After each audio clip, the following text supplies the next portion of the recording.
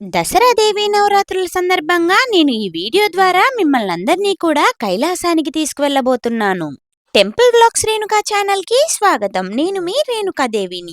ఈరోజు నేను మీకు గుంటూరు జిల్లా గుంటూరులో శ్రీ గంటలమ్మ చెట్టువారి వీధిలో ఉన్నటువంటి శ్రీ కన్యకా పరమేశ్వరి అమ్మవారి యొక్క ఆలయాన్ని చూపిస్తున్నాను. శ్రీ వాసవి కన్యకా పరమేశ్వరి అమ్మవారి దేవస్థాన సంఘం వారు ఈ 2025వ సంవత్సరంలో ఒక కొత్త వినూత్నమైన ఆలోచనతో, అది కూడా ఈ దసరా దేవి శరన్నవరాత్రి ఉత్సవాలకి గాను వారి ఆలోచనా శక్తితో ఒక కొత్త లోకాన్ని సృష్టించడం జరిగింది. శ్రీ వాసవి కన్యకా పరమేశ్వరి అమ్మవారి ఆలయం మొత్తాన్ని కూడా కేదార్నాథ్, బద్రీనాథ్ కొండల సెట్టింగ్తో అద్దిరిపోయేలా అలంకరించారు.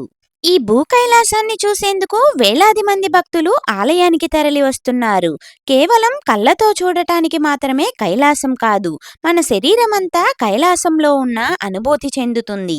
లోపలికి ఒక్కసారిగా అడుగు పెట్టగానే చల్లగా ఉంటుంది. ఈ మంచు కొండల వాతావరణం మధ్యలో శ్రీ వాసవి కన్యకా పరమేశ్వరి అమ్మవారిని దర్శించుకుంటే అనిపిస్తుంది, అమ్మవారు భూమి మీద ఉన్నట్టు కాదు, స్వయంగా మనమే అమ్మవారిని చూసేందుకు కైలాసం వచ్చినట్టుగా అనిపిస్తుంది. 163 సంవత్సరాల క్రితమే ఇక్కడ శ్రీ వాసవి కన్యకా పరమేశ్వరి అమ్మవారిని ప్రతిష్ఠించడం జరిగింది. అప్పటి నుంచి ఇప్పటి వరకు కూడా అమ్మవారికి నిత్య పూజా కార్యక్రమాలు జరుగుతూనే ఉన్నాయి. ప్రతి సంవత్సరం అమ్మవారి యొక్క దేవీ శరన్నవరాత్రులను అత్యద్భుతంగా నిర్వహిస్తారు. ఇక ఈసారి మాత్రం ఈ సంబరాలు ఆకాశాన్నంటుతున్నాయి. అమ్మవారికి అంగరంగ వైభవంగా ఈ సంబరాలను నిర్వహిస్తున్నారు. ఈ దసరా నవరాత్రుల్లో అమ్మవారు ఒక్కొక్క రోజు ఒక్కొక్క అలంకరణతో భక్తులకు దర్శనమివ్వటం జరుగుతుంది.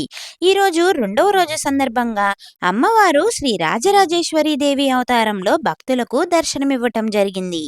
ఈ భూకైలాస వాతావరణంలో అమ్మవారిని చూసేందుకు 2 కళ్ళు సరిపోవు. అమ్మవారి అలంకరణ అంత అద్భుతంగా ఉంటుంది. చూశారు కదా, గుంటూరులో ఉన్నటువంటి ఈ భూ కైలాస సెట్టింగ్ని. ఈ వీడియోని మీ బంధుమిత్రులందరికీ కూడా వెంటనే షేర్ చేయండి.